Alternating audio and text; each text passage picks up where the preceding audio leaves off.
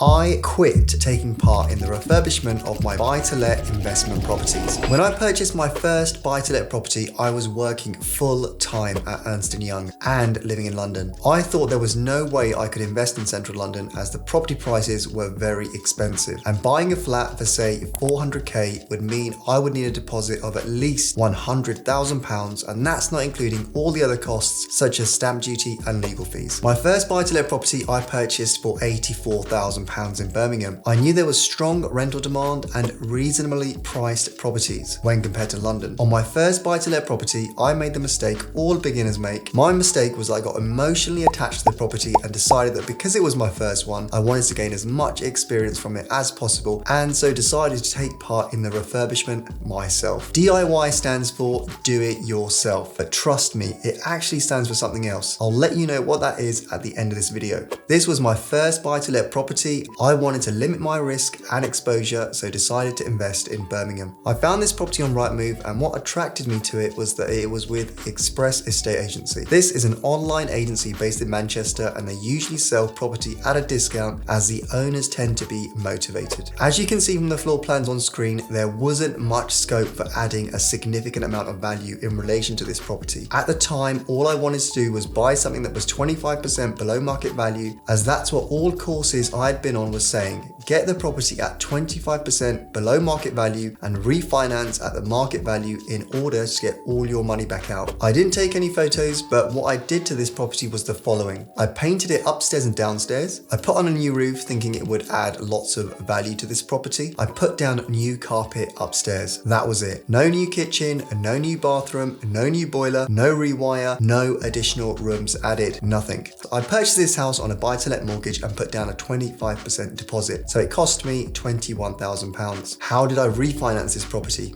I didn't. I left this property on a buy-to-let mortgage. The money left in was £32,500 and the return on investment was 10%. I wanted to learn as much as possible as this was my first buy-to-let, so I thought, what better way than being there? The property only really needed a paint, and so I thought I could save some money and do this myself. I remember when I picked up the keys and went to see the property and opened the door, I don't remember it looking this bad. It was empty. There were holes in the walls. There were lots of the previous owner's belongings lying around the house. The whole house felt unloved and cold. This was a 3-bedroom terraced house which had very high ceilings, and the staircase was wooden and needed sanding and varnishing. So I got in the car and I drove to Wickes to get some paint, and then it dawned on me as I was standing in the paint aisle. What colour paint did I want? Then was the question of whether I needed to have some sort of undercoat. I remember standing in the aisle thinking, what have I done? And just started to pick up small cans of Dulux. I did have someone helping me. They said to me, did I bring back any sandpaper? Sandpaper?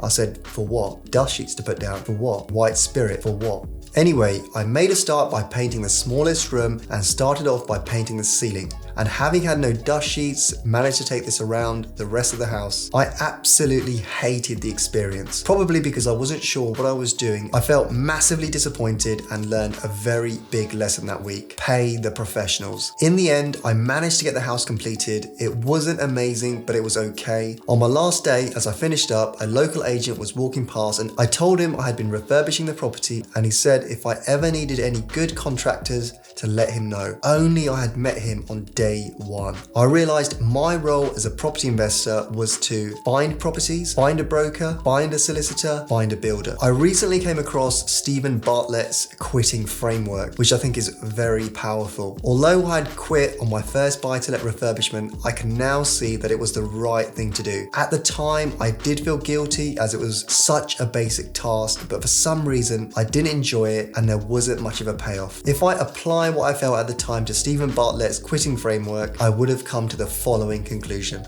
Was I thinking of quitting? Yes. Why was I thinking of quitting? It sucked. Could I make it not suck? No. I've tried my best. Quit. Is the effort it would take to make it not suck worth it? No. Quit. If I start again, and this time if I said it was too hard and looked at whether the challenge is worth the potential reward, then the answer was no, and therefore quit. When I saw this framework, I felt in a funny way relief I had quit when I did, and grateful that I didn't take part in any further refurbishments myself. I realized the following from my experience on my first buy-to-let refurbishment. Refurbishments always cost more than you think. It's always difficult to plan for all the costs, given that there's always like to be issues that turn up which require work which were not originally budgeted for, or you decide to do something that you didn't intend to do originally. For example, I did not intend to put a new roof on my first buy-to-let, but after close inspection it was obvious I would have needed one sooner rather than later. Once the refurbishment is complete, it doesn't look as good as you'd hoped.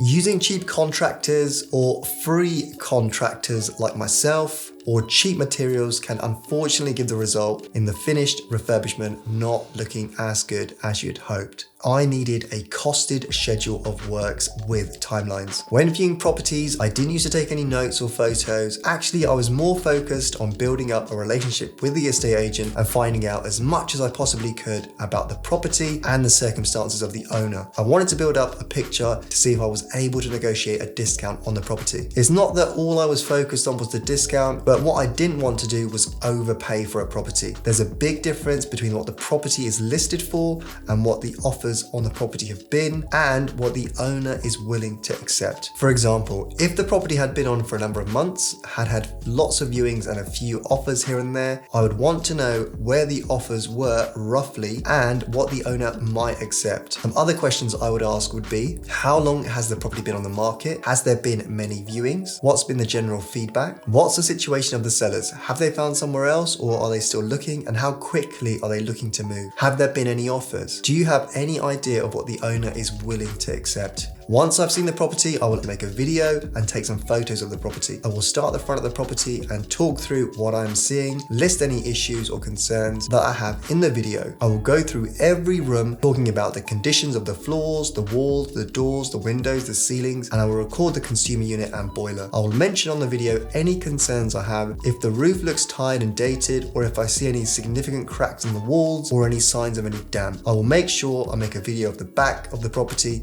including the roof and the state of the gardens. After the viewing, I'll put together a schedule of works and send this video and photos to my builder and ask him to review alongside the schedule of works. And I will also ask for a price in relation to the works and how long it will take. And very importantly, I will ask him if he sees anything that might be an issue or concern. Based on his feedback, I will use this information to budget the refurbishment costs and use this as a basis for my project analysis and ultimately my offer. I will also add 10 to 15% as a contingency to my total budget so that in the event there are any additional works, then there are no surprises. I should get 3 quotes using my schedule of works. On my first project in London, I actually got more than 5 quotes. I wasn't familiar with the area and therefore used a website called mybuilder.com. I posted an extract of my schedule of works and met builders on site and got quotes for the works. A site like MyBuilder is a game changer. All I had to do was hit post the job, select the type of work I would like to have done, such as painting and decorating, let them know where they will be working, inside or outside the house, how many rooms needed painting, adding a description, giving my job a title, and then entering the postcode for my job. And that was it. I would enter my email address and hit post. My builder would review my post and then publish it live so that tradespeople could contact me and give me a quote. Make sure you are as detailed as possible. Use your schedule of works. Make sure to attach photos. And before I knew it, I will receive messages for tradespeople looking for me to shortlist them for my job. Once I had 3 to 5 tradespeople contact me, I made sure to shortlist them based on the following factors. Location. I ideally wanted someone local to the area. I disregard any trades person that is further than say 15 to 20 miles away. I checked their feedback and made sure it was good. I read the reviews left by previous owners. I'm usually looking for a lot of feedback and positive feedback. I can even take out an insurance policy with my builder so that in the event that the job doesn't go to plan, isn't completed poorly or fails to meet building regulations, or if the tradesperson goes out of business, the insurance policy will pay out. The quotes I received back ranged from £15,000 to £70,000 £1,000. This was to reconfigure a 1-bedroom apartment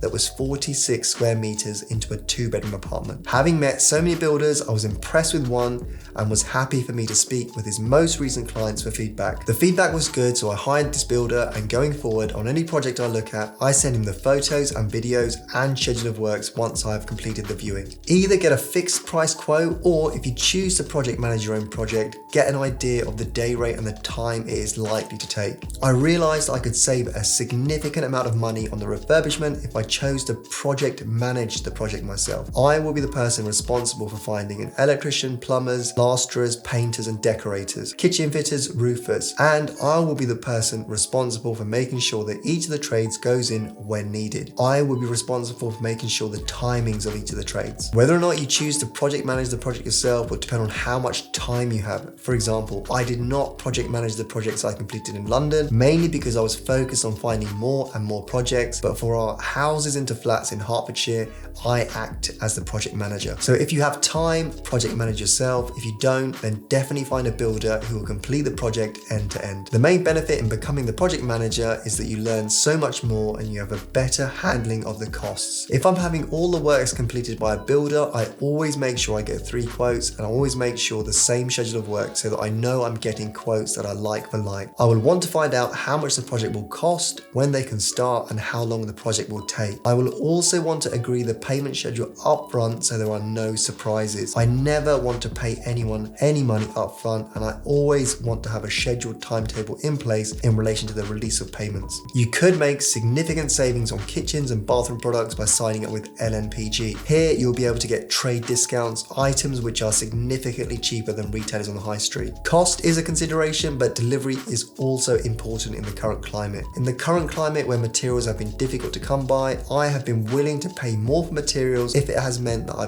can get those materials sooner. There is always going to be that trade-off between waiting for materials to come in, even though I'm able to get them from somewhere else, but I am not willing to wait 2, 3, 4 weeks for delivery. The same applies when looking for builders or tradespeople. Sometimes it's worth waiting for someone if they can't start straight away, if you feel like you've made a good connection with that person, and I generally feel that they will complete the work as requested in the time stated. Good tradespeople are always working, and I know lots that don't even advertise and literally just go from job to job through referrals and recommendations, and ultimately these are the type of people that I want to try and find and use. Speak with estate agents, letting agents, as they usually have a very good contractors working for them, and ask for recommendations. Cheap is not always cheerful. You get what you pay for. Some people are only focused on the price, but I genuinely believe you get what you pay for. It's very important to look at who your target market is when completing a refurbishment, and it could be argued it's very important if you are looking to sell. I'm all for customizing my refurbishment, but I need to make sure I'm not customizing it on my own tastes, but I'm designing it for the end user.